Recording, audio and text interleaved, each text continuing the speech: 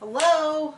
Before the 90 days, 90 Day Fiancé, Season 6, Episode 2, Say Anything. And if you haven't noticed, apparently this entire season is like 80s movie titles. So the first one was Moonstruck, and then it's Say Anything, and it goes on and on. I don't know if that's anything. It goes on and on. And on. I don't know why they edit it so screwy. Just have one couple or one person and then the couple and then that's it. Not like, oh, we put them in here and then we're going to put them in over here after we do these other 5 people. Like, no. Because they know that they're not all equally interesting. So they're trying to keep us hooked. I mean, it makes me equally frustrated. Where do you want to start? At the end. At the end? And be done. Oh, okay. By the way, bye. No. By the way, we're gonna do this video. We're gonna change things up a little bit because last week we did this video and the Match Me Abroad video on the same day, and not enough people watched the Match Me Abroad video. So we're gonna do the Match Me Abroad video on Tuesday, and then the Love in Paradise one on Thursday, on Wednesday because almost no one is watching that, and then we have our Sister Wives replay on Thursday. And we're going to keep doing that as long as I can keep moving on 2 feet, because this is not my only job. We have $8,000 worth of pipe to pay for that well that we got fixed. Which doesn't even count the $12,000 we spent on, I don't know. On our furnace?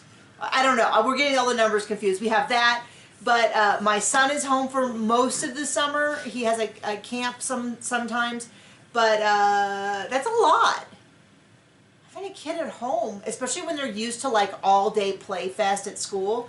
I think it's not a lot of work, but lots of stimulation and people to be around and people to talk to, and it kind of sounds like he ran that kindergarten class. He's not finding us as nearly as engaging, and despite our best attempts to give him a sibling to play with, that did not work, so he is stuck solo. So between this and my 2 other jobs, and all the things I have to do for them, it's getting a little stressed around here. But I thought it was a good episode. Should we just start with the big couple that's so exciting for everyone? Who's the big couple? Gino and Jasmine. Oh, gosh. There is not a moment... There's not a moment of this where she looks like any other version of her. Tell me he doesn't laugh like that. Oh, that's him? I thought that was her. Yeah. Yeah. Every time I see her in any clip, I'm like, that does not look like the same version of herself. It's like she's having major fillers or something done, procedures done between everything. So, interview Jasmine, last season at Jasmine, Jasmine filming with her friends, Jasmine picking up Gino, all look like different people. And she claimed in last week's episode that because he shared her nudes with his ex-wife, she lost her job. Which didn't make a lot of sense to me from the point of view of, did the ex-wife list them online? Probably didn't make a lot of sense because it wasn't true. Well, there is that too. Now, I am not justifying him sharing her nudes. No, that's a pretty trash garbage thing to do. That should be a career ender. I mean, a relationship ender.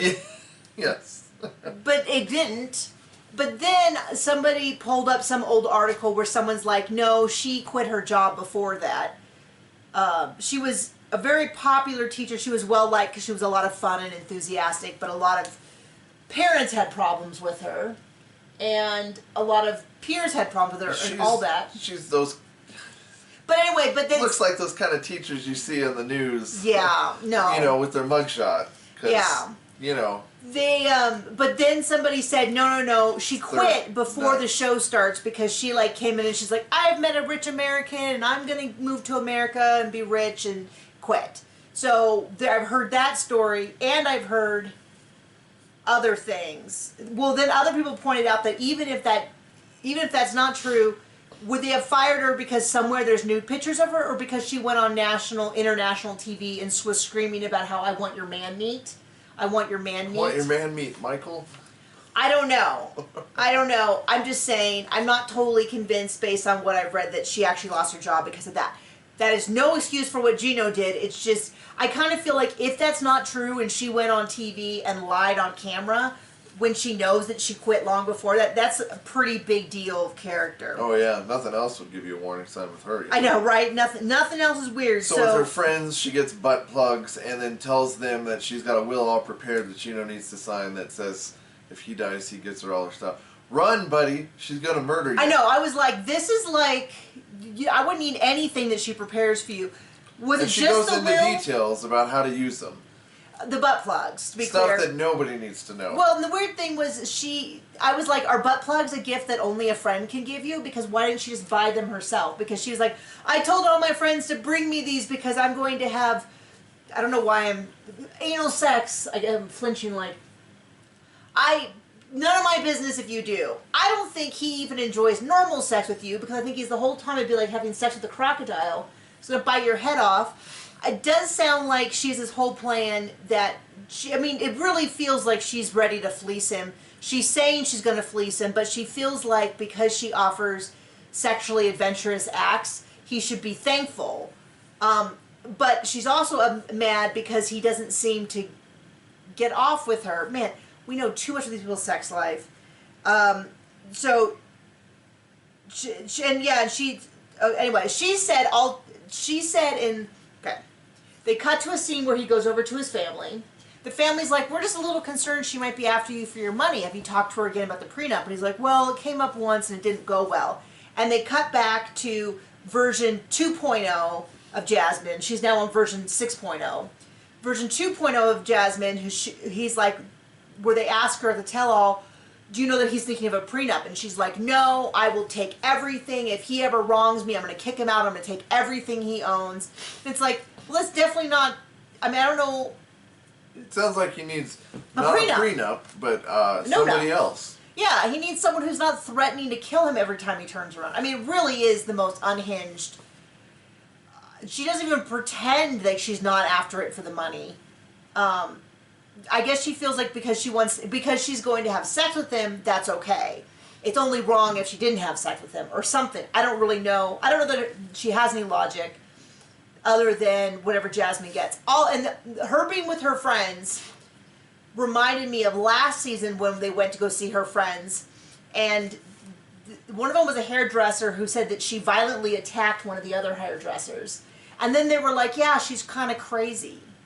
Like, they didn't even seem like they liked her that much. It seemed like just two people who are scared of her and too scared to say no, they won't be on TV with her. Yeah. She's mental. There's not a thing she did this entire episode that didn't make me genuinely scared for Gino's life. And Gino's not a great guy. I mean... Yeah. I mean, we don't need to rehash that again, but... I'm trying to read my notes, and it's like just words I don't want to repeat. So when we see him, he goes to... He can't ejaculate. Yeah, gosh, I mean... So she goes to a plastic surgeon who... No, that was last week. That was last week? That came back this week where he's like, the gap isn't as big as you said. Yeah, when he's got his head under the... And it's like... Wow. I don't know that I have... Well, I know that I don't have this much detail with my best friends. If you do, that's fine. But I am not her best friend or even acquaintance or would be, because we value our health and our she would kill me. I mean, I would she's absolutely someone who would grab the steak knife. Like, you would be like, I don't think how you're treating Gino is fair. And she would like grab a steak knife and stab you in the neck. Like, not without a doubt. Without a doubt, she'd be the kind of person who would like kick your dog, stab you with a steak knife. Is she playfully hit you with a car. Is she the Robin Brown of this series? But more violent. I don't know. Robin's known to kick a dog. She has known to kick a dog. So he goes to the airport, he flies out there, and they have... And wet a pencil. Probably the worst 5 minutes I've ever seen. Well, no, because she kisses him with this bright red lipstick, smears it. It was only 5 minutes because you kept rewinding it and making me watch it again and again and again. I did, because... It was like probably 45 seconds. His lips are red from her lipstick, but her lipstick is like up to here. What's hilarious is they clearly... I feel like the producers hate her because they didn't say, like, do you want to clean up your lipstick before we do this interview? Or anything. He manages to wipe off his lips. And I usually don't say this about their editing, but this was fair editing. Like, she looks like an unhinged crazy lunatic. Person looks a little crazy. Yeah, there's this Maria Bamford who's hilarious. I've listened to her for 20 years. Who does this bit about how her mom would make her put lipstick on and on stage? She like smears it around. Do I look pretty now, Mama? Do I look pretty now? Exactly how Jasmine looks. She got it all over the place, and he looks genuinely terrified.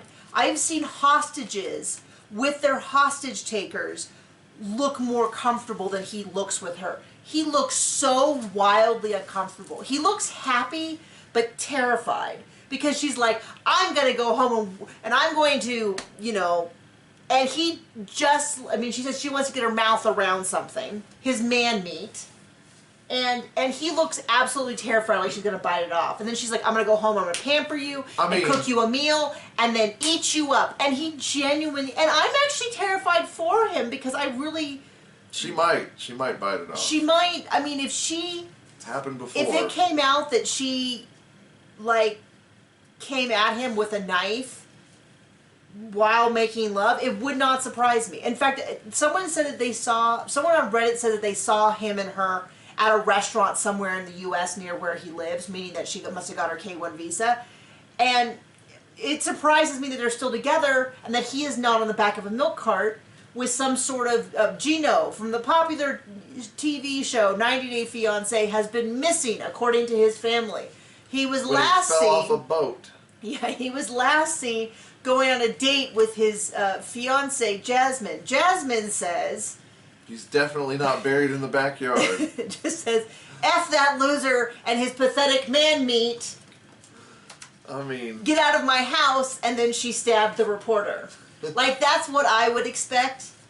And I just had the thought, she might watch this video and come after me. And I had not... You know what? She's not so bad. She's not so bad. She seems like a lovely person. Should we go to the next couple? We should have a while ago. David and Sheila. He's going to the Philippines to meet her. Who's this? He's deaf, and he talks about the fact that he's deaf, so he's worried about communicating on his travel, and that he's nervous because even if he meets someone who's deaf in the Philippines, different countries have different forms of sign language that maybe... You mean the whole world doesn't speak American Sign Language, or ASL? Yes. But I already knew that. And I knew that because I had to... So smart. No, because I watch a lot of TV. I had to look this up, and I think there might be people who remember this. In 1985, there was a show called Give Me a Break with Nell Carter, who played a live-in house nanny maid who stayed with a family. How old were you? I was 7. But there was an episode where there was an earthquake. And this is a foundational memory for me. There was an earthquake, and her and a Hispanic woman were trapped underneath a table, and they couldn't communicate because the woman could lip read, but only Spanish. Oh, that's... And then Nell Carter knew she's like, oh, we can write to each other, and she's like, no, I only speak Spanish. And that's when I learned that different sign languages were different according to different languages in different countries and stuff like that. And apparently there's also British and Australian Sign Language, which is a little different, and stuff like that. So I already knew that, and I was like, why do I know that? Why do I know that you can't just... Sign language isn't universal across the world? And that's how I knew that. Did you watch too much TV? Because I did. I watched a lot of sitcoms as a kid. And I have a very, very, very high tolerance for, they call multicam sitcoms, which usually have a studio audience and or canned laughter, and they have, they always are taking place in usually the same room, and then they have 3 cameras, and they film from multiple directions. They're called multicams, versus single cam, which are shows like The Office, 30 Rock, Parks and Rec, shows that are shot more like a documentary style. Those are called single cams. They usually don't have, whereas Big Bang Theory, Jerry Seinfeld, Give Me a Break, a lot of the basically all of the 80s and 90s, Family Ties, things like that, well, Full House, all of those were multicams. I have a very high tolerance for those kind. John does not. John does not. I like The Office. And you liked Big Bang Theory. well enough. It was entertaining for We a time. that's probably our biggest conflict we have is that I don't mind them, and John and I's TV. We're gonna do a video on this. Our TV interests like overlap a little bit, and that's primarily what we watch. And then it does not overlap a lot. He likes things that are a lot grittier and darker and upsetting, and I like stuff that are cornier and cheesier and more funny in a like you slightly snort kind of way than like, man, I'm still thinking about that. Stop it. I feel bad picking on somebody's laugh, but I mean, dude, like run. So Dave is going with Sheila. He's going to the Philippines. We meet her. We get some filming of her. She's had a very hard life. Their house is almost burned down. She had a child really young. And then a hurricane or tornado or something. Typhoon. Whatever. I don't fully know the difference between a hurricane and a typhoon. I will Google it, or you're welcome to just tell me in the comments. Let's see what else. Yeah, he's nervous so about traveling. The parents are there, and he's like, "Oh, maybe he can help us with our house." She's like, "I'm not going to hit him up for money," which, hey, that's a green flag. Oh, okay, I was so confused. I thought you meant his parents were there, and I was like, I don't remember that. No, his parents sent him off to boarding school, and apparently, yeah. I don't know. That seems like a sad situation. Difficult, or difficult at the least. Yeah, I don't really understand all that. Her parents, and she seems genuinely excited to meet him, and like not an AI generated person sending him pics of some random person while his name is Christian. We'll get to that. Yeah, so that's good. Speaking of which, you just ready to go to that? Sure. We might not be getting much. I hope the best for these people right now because they seem like the nicest. Yes, and I was gonna say that's probably why we're not seeing a ton of them. Is that we wouldn't want something that is nice and works out. So Tyree and Carmela. Oh gosh. So last episode last episode he was told that this is not a real person. This guy named Christian. They have a voice for him. This is not fully sinking in for him. They've been together for 4 years. I'm putting 4 years in parentheses. I should be putting they are together. He keeps going. Oh well, maybe she's wrong. Maybe she's wrong. Dude, she is, and she's a dude named Christian. So I mean, if you're questioning your sexuality, I still wouldn't run with it because they scammed you for 4 years. But hey, we find out he has been sending between $20 and $100 a month for several years. Which ain't that much. But it does add up to probably money he doesn't have, since he left his job to care for his mom. Yep. And I mean, there are plenty of people out there like maybe go for a real one. And so we don't find out anything. Next episode, they what's it called when you image search? Reverse image search. Yeah. So they try to play. He meets up with his siblings. He tells his siblings. The siblings are like, "Oh man, I'm really sorry." And they're like, "Well, we have a message from this guy." And they're like, "Well, we'll listen to it." And they hold his hands, and he hears like one sentence, like, "This is Christian," and he just gets up and like leaves, which I know was very upsetting. But I didn't fully understand the timing of that. Like I think you would wait until he'd say something like, "And I've been playing Carmela for years" or something like that. He just didn't seem, but he clearly isn't fully sinking into this. I did leave out one thing about Gino that I wanted to add, which was that his family apparently doesn't like Jasmine, and she posted something, and his family, someone in the family posted, "Do you really love Gino, or are you just using him?" And why did you quote Gino in there? Because that's how it was written. Oh. And it was so confusing to me because I'm like, I could see love being in parentheses. Do you really love him? Of course she loves him. She loves all that money. But I was so confused by the use of the quotation marks around Gino. It's like, is he not really named Gino? Is he a shapeshifter? Or is that just poor quotation show worth use? Watching. Right? That would be a real twist. And it turns out that Jasmine had been catfished by a raptor in a Gino outfit. That's why he always had to wear a hat, was to hide his little whatever. I don't know. This episode, it's just like, what's this guy's name? Tyree? Just come on, dude. Like, let's admit you got played and like move on and have a healthy life. I mean, 4 years. I mean, get your that sign this should have been, oh, she won't talk anywhere but text on Snapchat. Well, guess what? And is asking for that means money. they ain't real. Yeah, I mean. I don't know how else. Oh, we forgot the biggest part. What he tells his family. He went to Barbados to meet her already once, and she didn't show up. And he continued to talk to her after that. That to me was like, oh, buddy. Oh my gosh, he, Christian. I was like, what? The dude. He's already been like ghosted once, and so he told his family, and he's like, remember I went to Barbados? And they're like, yeah. He's like, I went there to meet her, and she didn't show up. And what his excuse was, the excuse was COVID. That it was COVID. He went there, he quarantined for 3 days, and then Carmela didn't show up. And so hearing that, I'm like, so they knew, the producers knew when they heard this story, that this person was not real.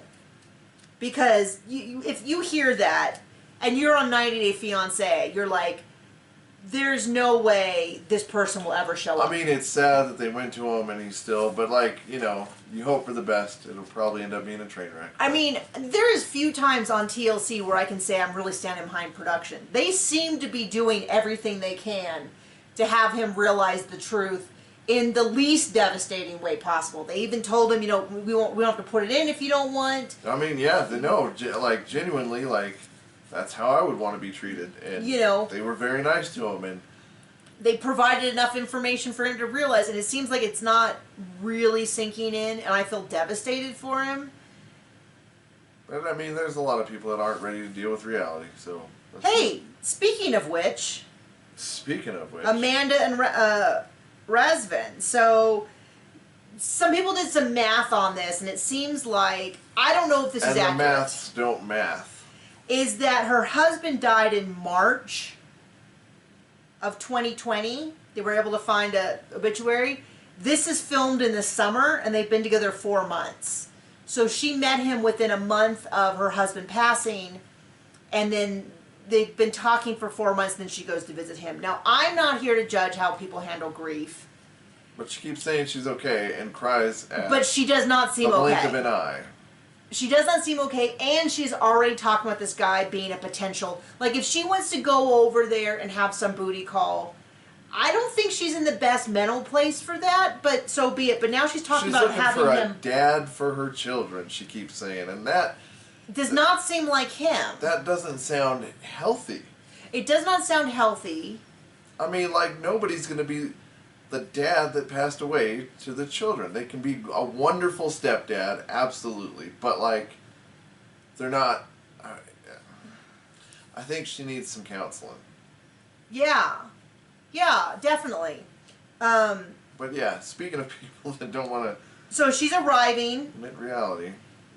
He says they met on TikTok and it's been 4 months. That's where I got that. I think she stretched it out. I feel like she said a little different number. It's basically an overseas booty call to me, is what it seems like. And yeah, every time she talks to her kids or she talks about her ex-husband, her dang kids keep asking if she's sleeping in the bed with him. Yeah, her kids are a bit too young for me to believe that they should be understanding that. That was weird is we also watched Love in Paradise, and the kids there also asked, "Mommy, where are you sleeping?" And it's odd to me because I don't know that that's something that would ever occur to my son. Well, definitely not our kid. And I'm not around a lot of other kids, so I'm like, where are all these kids knowing this? This is just, it's so strange to me. And then she's like, why do you have tissues by the bed? And their interactions are so wildly bizarre because she like showers and then she gets out and she's like, there's no space for my stuff around the sink. And I was like, where did this energy come from? I know. I'd be like, oh, well, the trip to the airport is this long. Get your stuff ready. Well, there's like this much. You're gone. There's like this much space around the sink. It's not like she went in there and it was like it's a very small. That's not an insult. It's just a matter of like, objectively, it's a small bed, a small bathroom, a small living space. It looks very clean and nice. But she's like, well, you knew I was coming. Why didn't you make space for my stuff? And I thought, well, she's not moving in. I don't know, maybe I'm a bad host because that wouldn't necessarily occur to me if I lived in a very small space. Not a bad host. That's a bad guest. And then she's like, well, why do you have tissues? And he's like, oh, in case you need to blow your nose or after sex. And she's like, what, so you cry? And I thought, lady, you were married for 12 years with 2 kids. Like, I'm not going to go into great detail as to what I could imagine he meant. But I'm pretty sure he knew. But it was, like, oddly antagonistic for someone who's been she very... feels guilty about being there. I mean, she and basically said as much. You know, she did. She said, I feel a little guilty and all this. And I'm not... to do with her husband, who is, last I checked, I mean, I'm going to sound like a dick, and I am, so that's okay. But he's still dead. He doesn't have any feelings about it. Well, you know, and I'm not a therapist. I don't know what's appropriate for grieving. I don't... Yeah, no, grieving would be appropriate. Well, I'm just saying, like, you know... He doesn't care, though, because he's not around. I'm just saying that there's so many red flags about how she's behaving. I'm just not saying, like, I'm not trying to just say, like, objectively, this is the amount of time you need to have before you have a new partner. Because I don't know. I think I would... I think the statistics and the counselors mostly recommend 2 to 4 years, is what I have heard. That seems like a really long time. If you've had a successful relationship. Your father-in-law... Yeah. It's not your father-in-law. Your My stepdad didn't wait that long. How long did he wait? It was a lot. It was shorter than that, I believe. But yeah, I think it was 2 years. I think it was 2 years. Okay. Good job. My father-in-law. No, I mean, I'm just saying that there's people I think who've moved on faster than 2 to 4 years who did it in a healthy way. And I'm not saying he can't. I just think. Where did you even hear that? I don't remember. Okay. But I think she needs counseling, and then maybe she could be ready quicker. But. So anyway, so he takes off his robe. He's in his little kind of tidy whities. They kiss and stuff, and she's like, "We are not having sex tonight." And then in the morning, he's like, "Oh, we were really horny." I don't really care. No, he said she was. Oh, she was horny, and then that he was sucking on her neck and stuff. Nope, she was sucking on his. That's what I said. He was sucking. Oh, she was sucking on his neck. Yeah, I guess I did say it wrong. Okay, last couple. We don't see a lot of them. Riley and Violet. We still don't really say. This was another thing I had to... He gets so close to being like, oh yeah, this guy's got his head on right, and he doesn't. Well, it starts off with, he goes to talk to his dad, and then his dad is like, well, she's been sending me weird texts. You should see these texts. And I had to be like, wait, she what? Why is she texting dad at all? This made no sense to me. I had to rewind it to rewatch it. And he's like, well, she was texting my dad when we were having trouble. Which I've never done. I've never texted the father or mother. It's not a healthy sibling. thing to do, and it's also not okay. It was weird, and she's like, he's selfish, he doesn't love anyone, and dad's like, I haven't been replying because I don't want to be in the middle of this. And I was like, this is banana bonkers. Right off the bat. Like, I don't understand what's happening. That's one red flag you should run. This episode. No, that's just one. I'm saying this episode. Yeah. That's just one. The first episode, we found out that she made sure he got off the dating app, but she was still on it. That's a huge red flag. That would have been enough. There's 2. What was your third one? We'll keep going. He's not sure if she's really divorced. Oh, yeah, that's right. So that's a big concern. He calls up a private eye, does a little Zoom call, and and she's like, will you like follow her and everything? He's like, absolutely. I work with exclusively foreigners who are checking up on their girlfriends to see if they are who they really say they are. And he's like, well, how often do they lie? 80% 80% of the time. And he's like, wow. No, he's like 50? No, 80. No. He said like 40, 50, something like that. No, he thought the guy said 50. And he's like, oh. 80. 80. And he's like, wow. And right when I think he's making a good decision, he's like, I don't know if I'm ready to proceed with this or not. And he's like, I'll call you. And I was like, what are you doing, buddy? You got some huge red flags on her. He wants to get his pencil wet.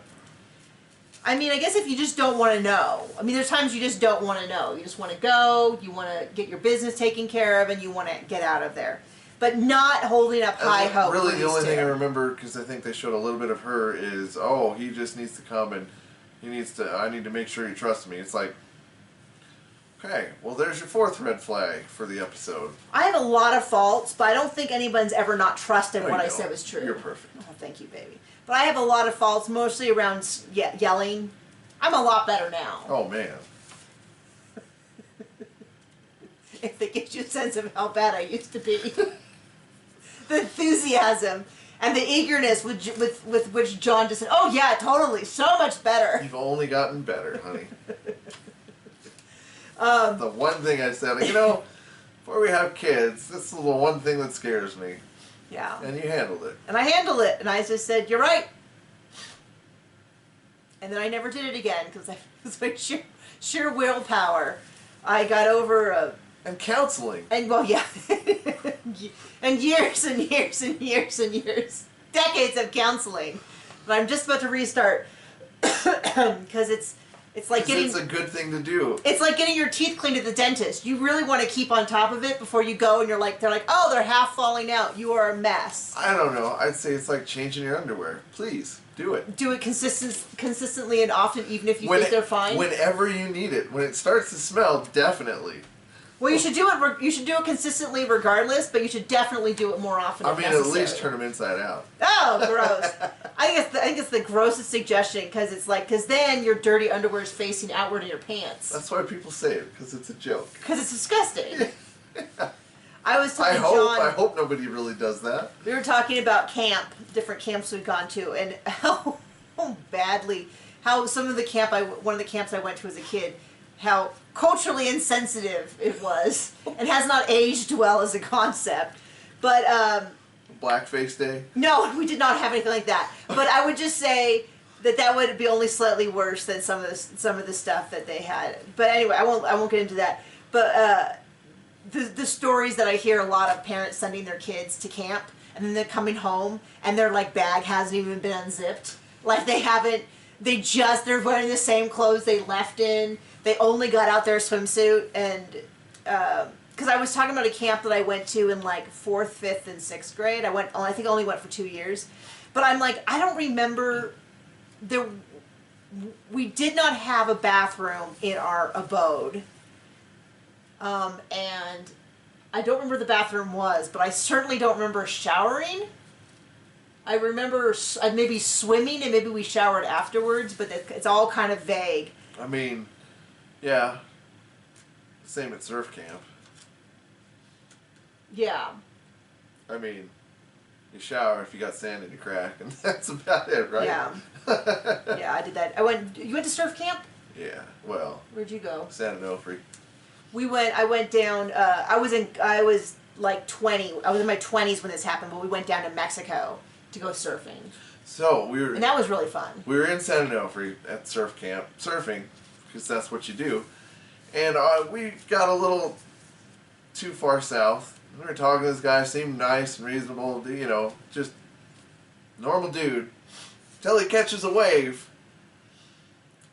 Yeah. Was nude? Totally. I don't know how you don't get surf rash down there, because it's pretty tender, and I got it all over my chest.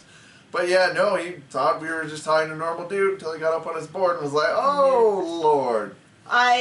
That's my memory from surf camp. After surf camp, I got a bunch of us from church got really into surfing, and so I dated a guy very briefly who had taught us how to surf there, and he took me to go, I think it was by San Onofre, and we went, and there was a sign that said the great white had been spotted in the past 3 days, and I was like, no. Oh, yeah. No, I'm not doing that. And he's like, it's not a big deal, it's probably not anywhere, and I was like, no, I will not get out of the car. I do not, will not. So I was there at San Onofre, and this is before this happened, and I never thought of this again until just now, but there's jellyfish there too. Yeah. And stingrays. But I remember the jellyfish coming up on my board, in the wave, and I was like, oh Lord, that's way too close to my junk. And I was not nude. You were wearing That trunks. dude was nude on his surfboard with jellyfish. Some people are a lot braver than I am. By the way, if you're not familiar with California topography... San Onofre is lovely. Don't go too far, because it turns into another beach where it's clothing optional. San Onofre is with they call them atomic boobs. Yeah, didn't they close that down though? I think they did. They might not be there anymore, but they were if you ever The saw, Madonnas. they were huge round, 2 huge round domes with like a cap on, like a circular cap on top, and they look like Madonna from the 80s. they look like huge boobs. But they were in the movie, one of the Naked Gun movies, and it was always really funny because the idea is they pick them up at the airport at LAX, and they drive past the Atomic Boobs, which is like 2-3 hours south, on the way to LA. LA. So you would, it was clearly a joke for the rest of the country because everyone in Southern California would be like, That's not how that works. those are hours and hours apart. But I used to pass them all the time because I go to San Diego, well, Chula Vista for the Olympic Training Center. So anyway, sorry our little detour there. We will see you soon. Bye.